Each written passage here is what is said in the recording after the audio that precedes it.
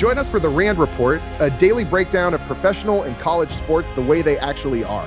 No fluff, just the heat. If you love sports, you will love the Rand Report podcast. Links in the show notes. Subscribe today.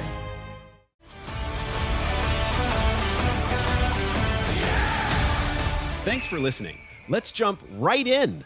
Today's topic: a political party that already struggles with mainstream voters starts elevating candidates who openly call for abolishing major institutions, nationalizing key industries, and treating success itself like a moral failure, and then acts surprised when the other side suddenly has a clearer contrast. Welcome to Right Now Hot Takes. I'm your host, Jim Rand. I love this country. Not because every idea that comes along is good, because the American system still lets ordinary people see the results of bad ideas and reject them. Right now, Democratic Socialists and their close allies are on a roll in Democratic primaries. The Mamdani effect is real. Zohran Mamdani's win in New York City gave the hard left a model and a lot of confidence. Candidates are cross-endorsing each other, barnstorming together, and treating the Democratic Party infrastructure as something to capture rather than persuade. Look at Michigan. August 4 primary. Abdul El-Sayed is running for Senate. Bernie Sanders endorsed him. Medicare for all. Abolish ICE.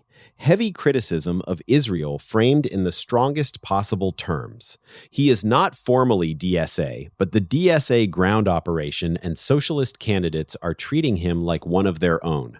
At the same time, DSA-backed Donovan McKinney is trying to knock off a sitting Democrat in a Detroit area House seat.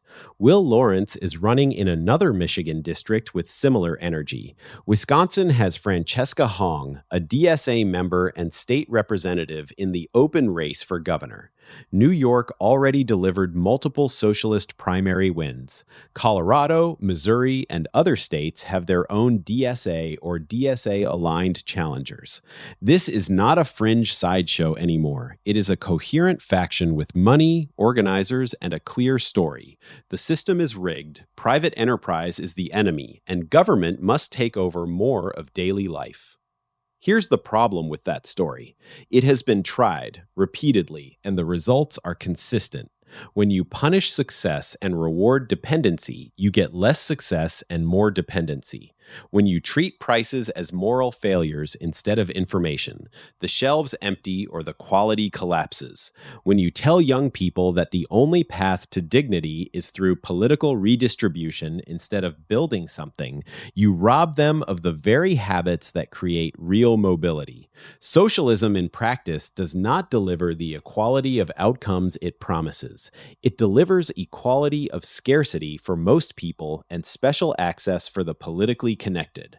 That is not theory. That is the historical record from Venezuela to the old Eastern Bloc, to the repeated failures of heavy-handed industrial policy and rent control experiments in American cities.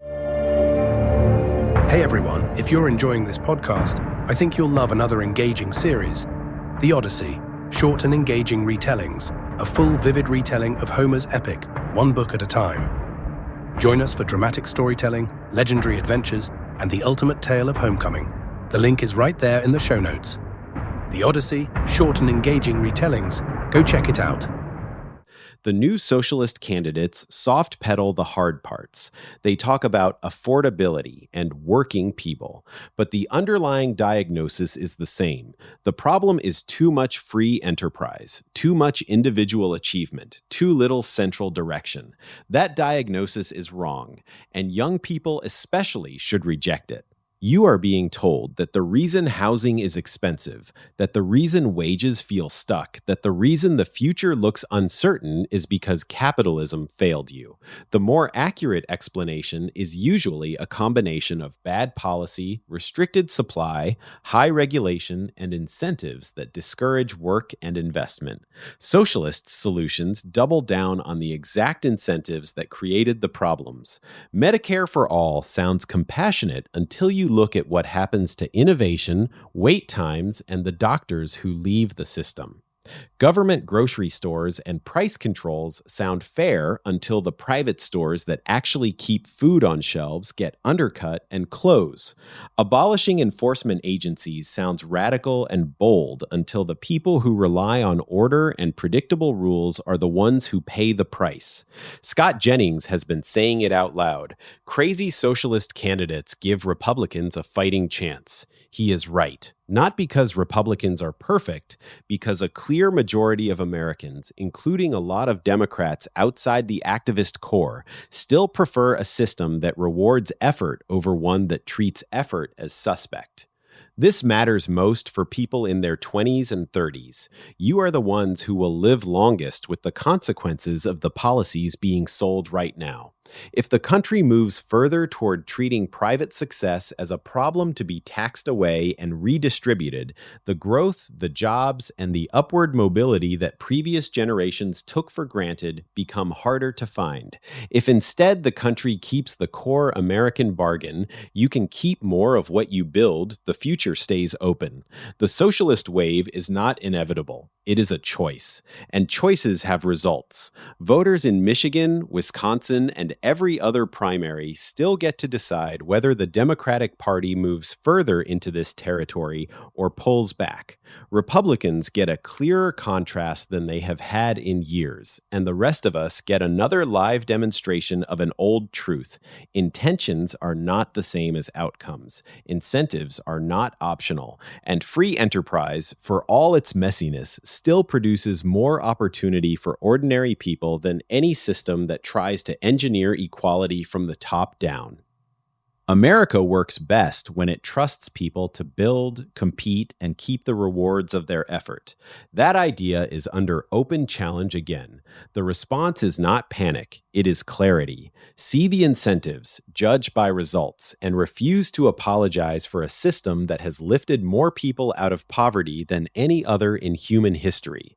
This has been Right Now Hot Takes. I'm Jim Rand. See you next time. Looking for more great storytelling? Check out History in Decades, the podcast that makes history feel alive and relevant. Each episode walks you through one decade at a time, from the early American colonies to the modern world. Hosted by Jim Rand, it's engaging, insightful, and full of the lessons we can still learn from the past.